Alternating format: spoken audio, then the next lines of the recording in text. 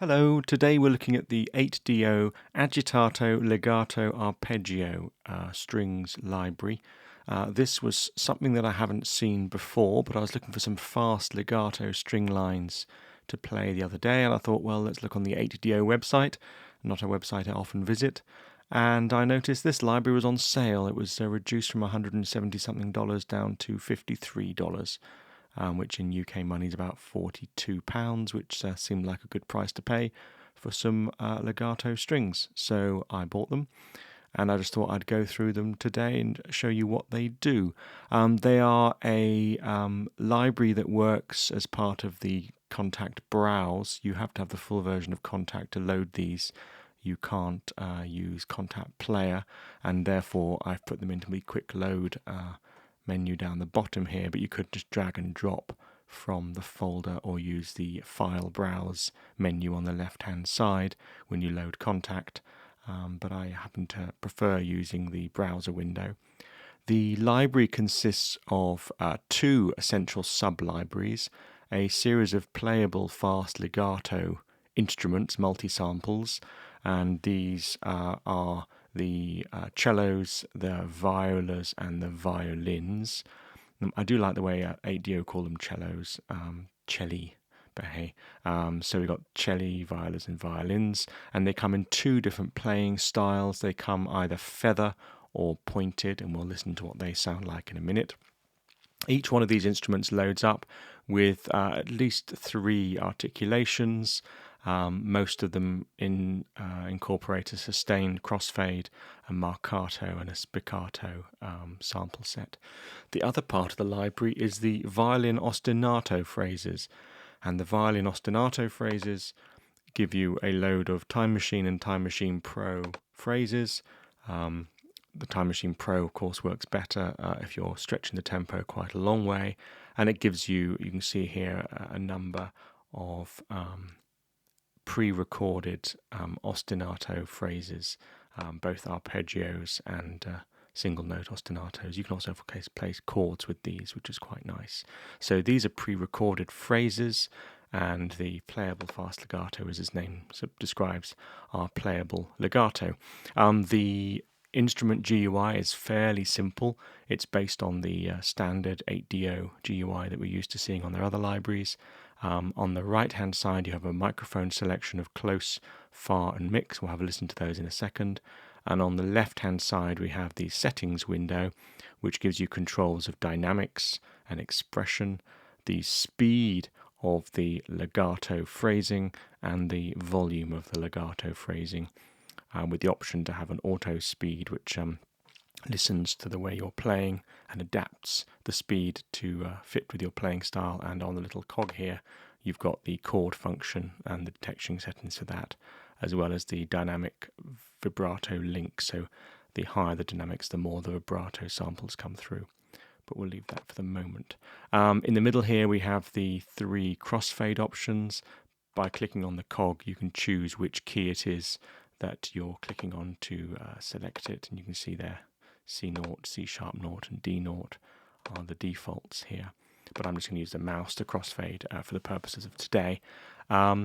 Basically, it's a legato, so a solo legato phrasing. They do give you some blurb on the website about how many strings it's actually using. I think 8 violin, maybe 10 violin, 8 viola, and 4 celli. I think that's what it is, but please check the website for more details. But it is quite a nice chamber. I wouldn't say it's symphony, but certainly a chamber feel. So what do they do, and why do we need these? Well, I find it quite hard sometimes to play fast legato phrases using the existing sample libraries. Spitfire Audio have some very nice strings, but try and play really fast legato on their basic strings, and it tends to destroy the computer. You can see these have a very low memory usage, 317 megabytes for all three of these articulations here, which is phenomenal for quick writing.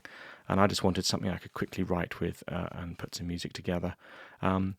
What they sound like is quite good. I'm just going to use the general mixer mic, but I'm going to move over to the far and the close in a second and just play the kind of things that these are good for playing. So it's good for kind of arpeggios.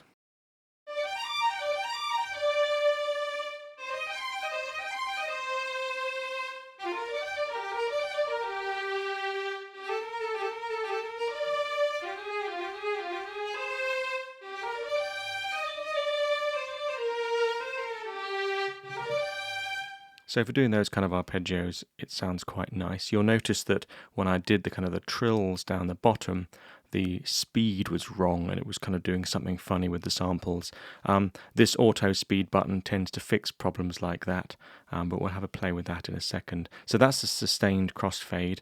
It crossfades on the modulation lever, and you can see if I move my modulation lever backwards and forwards, the expression and the dynamics changes. At the moment they're linked together.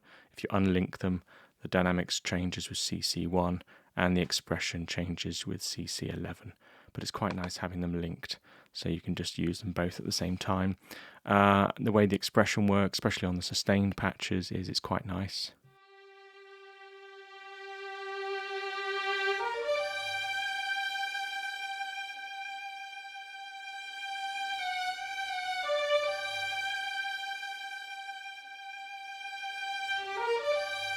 So the expressions are quite nice. It's not a huge range from piano to forte, but this is a small chamber orchestra, so you're not expecting it to be a huge dynamic range.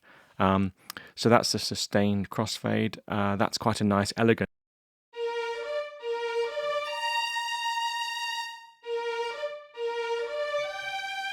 It's got quite a subtle attack, which is nice. You can change the legato speed with a little speed dial. If you put the speed dial right down, it plays the full sample, and there's a tiny lag when you're playing that on the keyboard, so that's actually quite annoying. You'd have to dial that back within your DAW to make that do what you want it to do afterwards, but the actual sound is very nice. You can hear the strings there on the string section. If you dial the speed up to somewhere quite high, you get a much faster response on the keyboard, but the legato sounds a little bit artificial.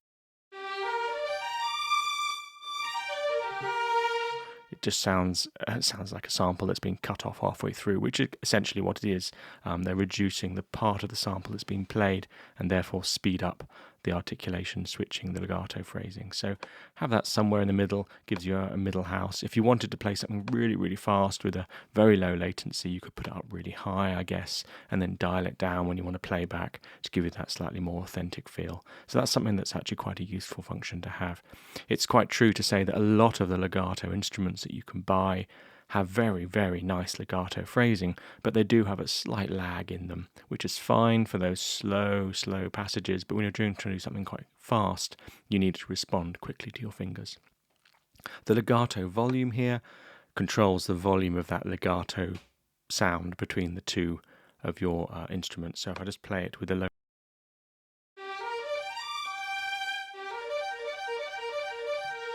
there's no legato sound there at all. If I turn it up nice, you can hear there that legato phrasing is a lot louder, and it actually is louder than the sample itself. So we can dial that down to somewhere about halfway, and that means then that the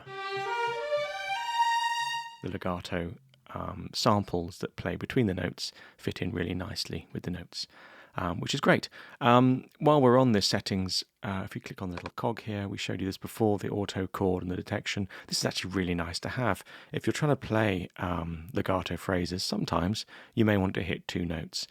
If you don't have the auto chord playing and you hit two notes, I'm just going to press a G and a B flat. Well, it plays one after the other because that's the way it works. We're never good at playing exactly on time. So what we've got here is this auto chord function. If you click on that,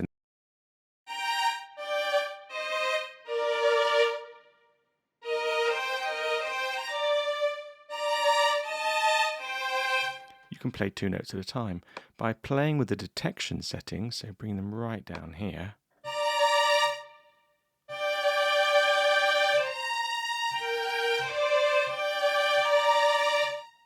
bring them all the way down, they're not very sensitive. Push them all the way up.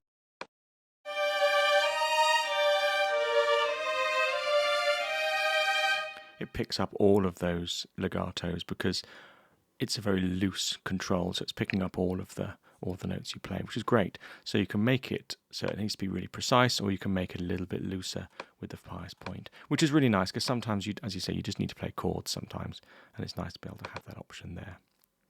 So go back to the normal settings here. So that's a sustained crossfade. The marcato has a much, as you'd expect, harder attack, more of a kind of a mix between the spiccato and the sustained, but also gives you a note that doesn't last quite as long as a sustained note. So I'll just play some chords or some notes on that.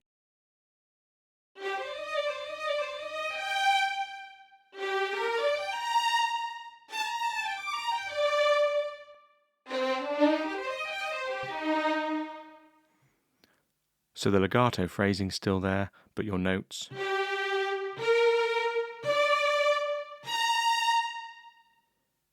just fade away, which is lovely.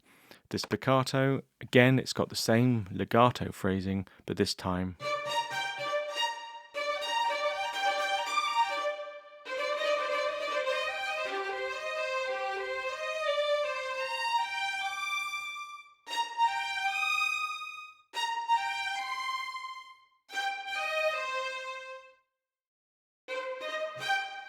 see, that to me doesn't work as well as the marcato and the sustained. It's a little bit too attacky.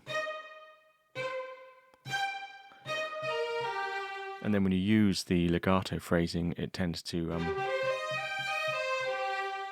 sound just like the marcato did. So I prefer the sustained crossfade on this. The spiccato doesn't really lend itself very well for playing. But this is the feathered, so maybe with the pointed attack, it'll be a little bit nicer. So while on the spiccato, let's listen to these mics. You've got a close mic.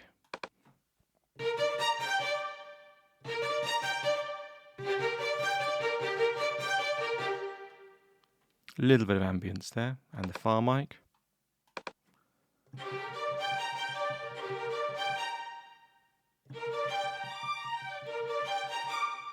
That's clearly a long way away, and you can mix the two together to bring you a little bit closer to the mix. Their mix, I believe, is a 50-50 mix. So if you click on the mix and turn off both the close and the far, it reduces the amount of memory you're using and just combines the two together. By clicking on these little dots here, you can choose the output. So click on the word, you get the mics turned on and off. Click on the dot, you get to choose which output it goes on. So it's quite nice. You can route these and do a kind of a pseudo surround mix if you wanted to. So that's the sustained crossfade, marcato and spiccato on the feathered. Let's go to the pointed.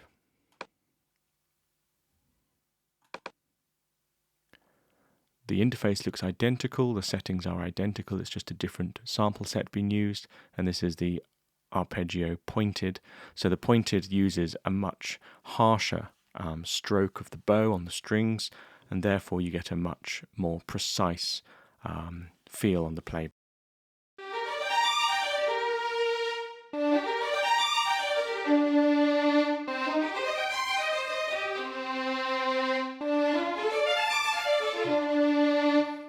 So you can hear there the attack is a lot more harsh.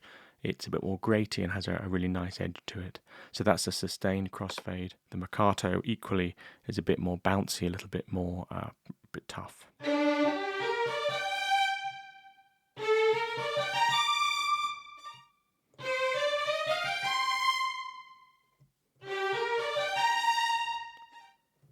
A few little sounds coming in the background there where the sample playback engine's gone a bit strange. I'm not sure they'll matter too much in context, but a little bit disturbing to hear them there. And then finally spiccato.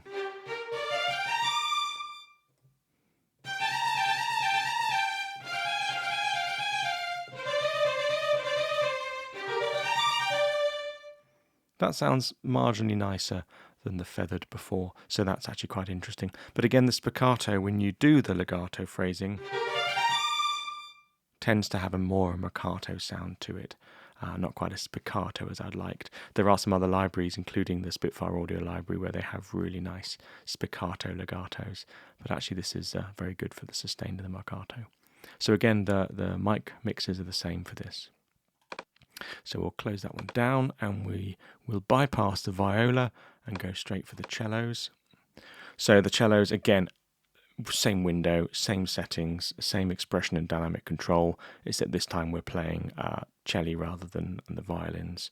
So they're further down the keyboard and have a much deeper tone, of course, but have almost exactly the same settings.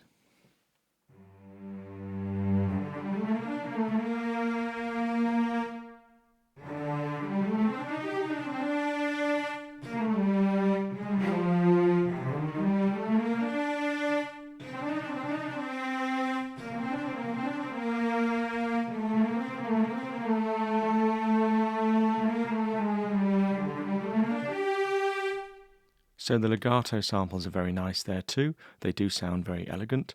I thought when I first played this that the celli maybe sound a little bit more dry,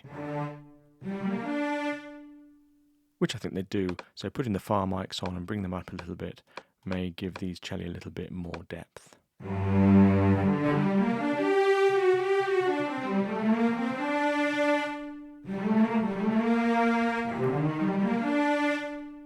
Not really. So the far mics aren't as far on the celli as they are in the violin, so maybe add a little bit of your own reverb, either algorithmic or convolution to that to make it sound a little bit richer. But they do sound very nice, and for fast legato passages they seem to fit the bill quite nicely. The Peccato is similar to the violin Peccato.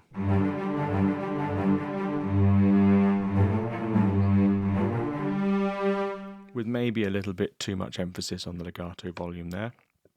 So we'll bring that back down again. And that sounds a bit better. The Spicata suffers exactly the same problem as it did with the violins.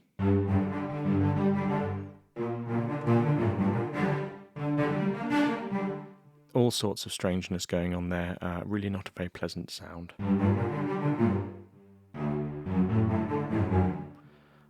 Who knows what's going on under the hood, but clearly there are some issues with the Spicata cellos, certainly on the point playing. So let's go back to the feather playing on those ones.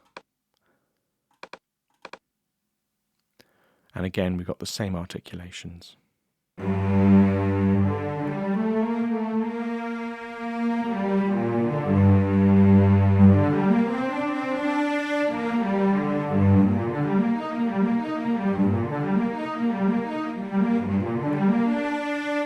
So again, crossfades work really nicely, the legato phrasing's very nice, and the speed I had down on the lowest setting there, but it seems to be very stable. Peccato again.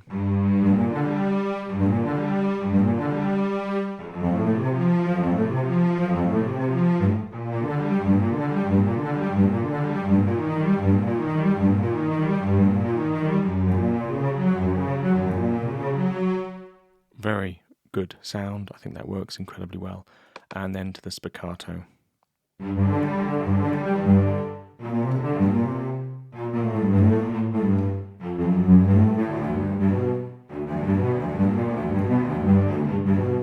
Again, something very odd going on with the Spicata samples. Maybe it's the way that the legato is working on them.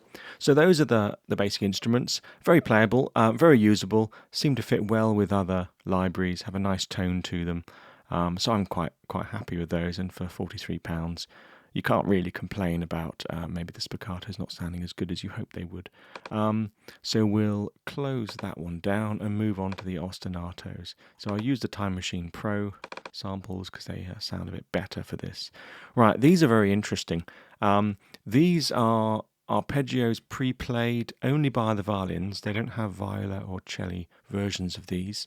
And each of these patches, you can see there's 1, 2, 3, 4, 5, 6, 7, 8, 9, 10, 11, 12, 13 of them. Each of these patches has a different range of articulations built into it. They have the same dynamics and expression and the same microphones. But these are really very nice. I really, really like these.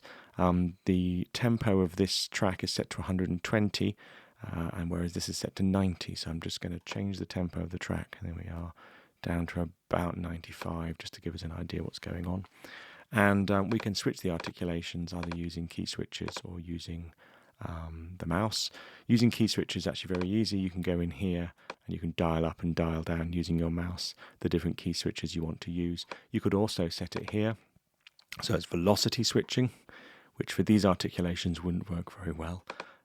Or you can set it here, so there's a MIDI controller, so CC13 for instance can control these ones. So that's actually a really nice feature to be able to key switch using control changes or velocity. So we'll leave that where it is on minors for the moment. And essentially these arpeggios play tempo synced arpeggios or ostinato phrases with your DAW. So what do they sound like? Brilliant is the answer.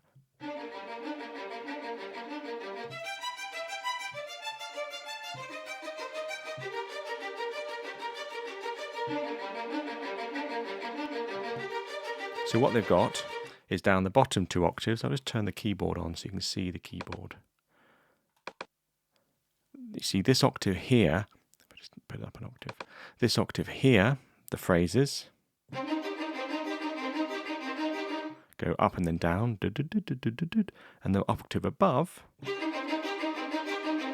go down before they go up. So you've got 2 octaves of minor ostinatos going up and down, and 2 octaves of minor ostinatos going down then up.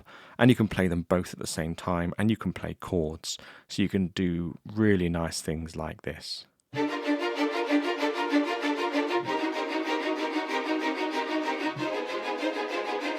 Which is just brilliant. You know, they're really nice to play. They sound really, really good. The fact you can play chords on them is actually quite nice because you can play really nice either dyads or triads.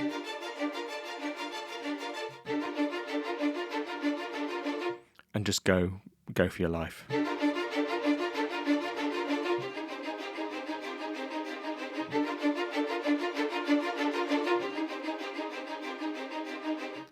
And I love that. It's really good. The only thing I don't like about them is they run out after 2 bars. And I just wish they'd carry on for longer. So I'm going to have a little fiddle under the hood of these at some point and see if I can make them loop continuously. So that's the minor, and lo and behold, the major is the major version of that same triad, a suspended, which is great, and then the 5th. Gives you the whole octave with a 5th in the middle. You can, as I said, key switch between them as you play. So if you are good on your key switching, you could just have it so it goes from suspended to major, suspended to major. And I just think they're really, really nice. They're just a lovely sound. And sometimes you just can't play that when you've got sampled instruments. It's really nice to have them. So going back to the other ones, that was the Arpeggio 90. This is 120, so it's a faster. So we'll just turn it up a bit.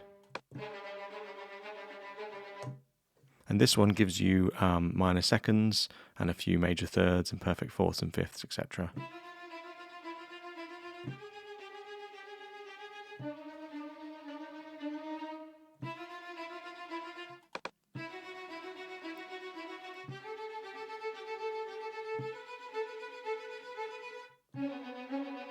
And the same thing goes for these ones. The octave down, the bottom octave here, goes up.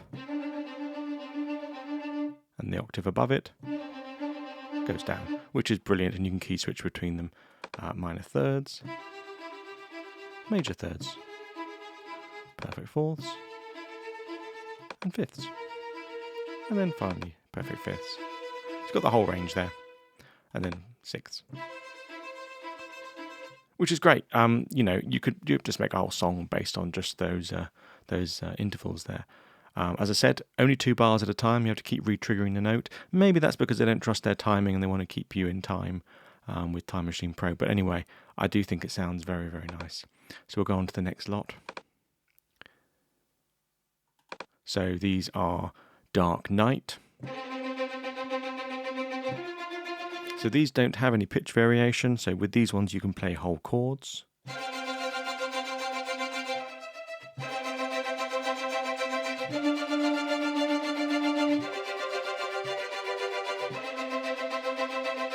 Which is brilliant, they're unison. You've then got minor seconds.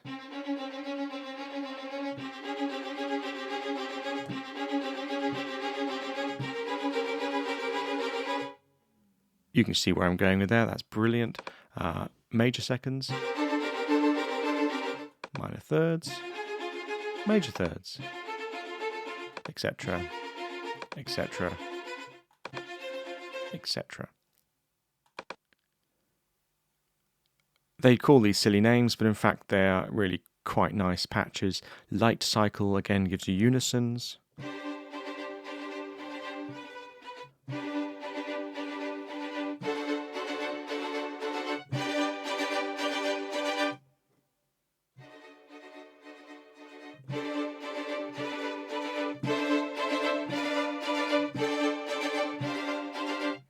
They are velocity sensitive as well as responding to the dynamics, so be careful about that.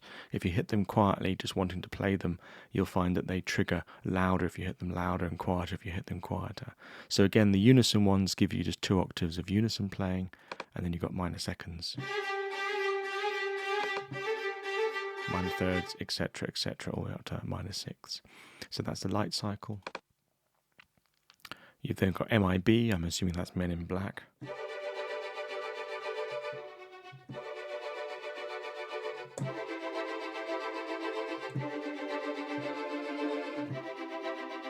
Again, really nice, minor seconds, etc., etc., throughout the octaves there. Sci-fi is quite nice.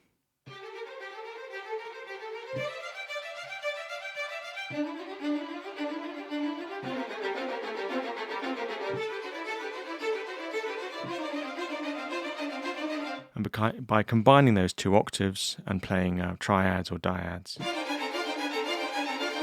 you can really add some great noises there. Interestingly, again, with these ones, rather like the celli, the mix isn't particularly hot on the far mic. So if you turn the far mic on and bring that really up loud and have a listen, there's not a huge amount of reverberation or natural reverberation there. So it's always worth putting these through some sort of external engine to supply some ambience, whether that be a convolution or an algorithmic digital reverb. But these are really just nice. And of course now they're starting to introduce funny names for things. You've got the major, the minors, etc. Now you've got some happy sounds, hero sounds,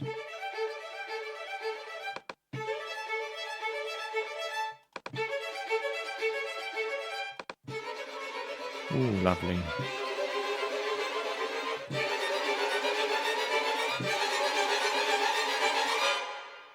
Brilliant. So that's the sci-fi one. You then got this syncopated sounds, which are really useful.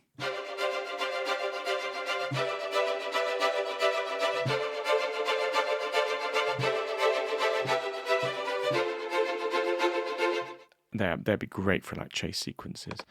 Minor seconds.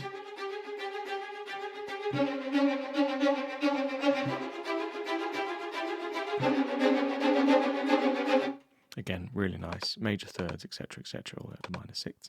So a lot of options here. For your money, you're getting a lot of stuff. And then we've got Syncopated 2.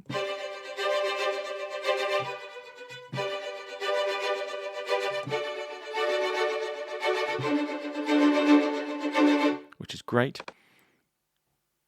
And then you finally got trills.